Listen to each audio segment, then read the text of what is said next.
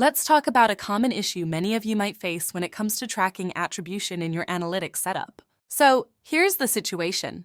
You might be seeing some broken sessions or incorrect attribution data, which is causing confusion about how your traffic and user behavior is being tracked.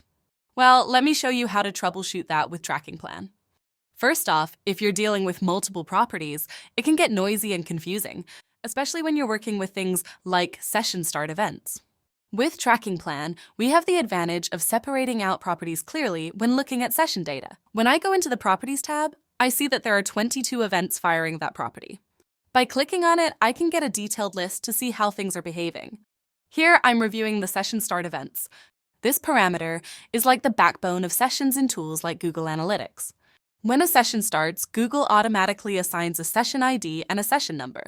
But here's the catch. If session start fires incorrectly, your session data gets fragmented, leading to problems like inflated session counts, misattributed traffic, or distorted conversion rates.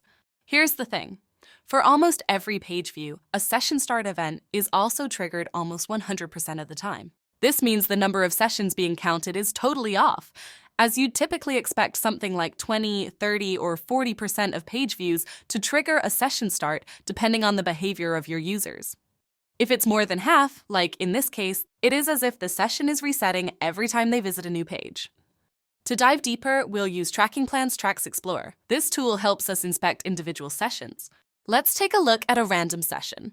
I'll pick one that's already finished so we can avoid real-time data disruptions. We'll add parameters like session start, session ID, and campaign traffic. When we look at this data, it's clear. The session starts are misfiring every time there's a new page view. See how multiple session IDs are being created in a single user journey? This means that when you're calculating things like new users, returning users, or session counts, all of that data is totally incorrect. But here's the good news. In this case, UTMs are being persisted throughout the user journey, which is awesome for attribution. Even though the session data is broken, you're still tracking campaigns properly. However, there's one thing you should keep an eye on. If the conversion happens after multiple sessions and the UTM gets lost in the process, it could show as not set in your attribution reports.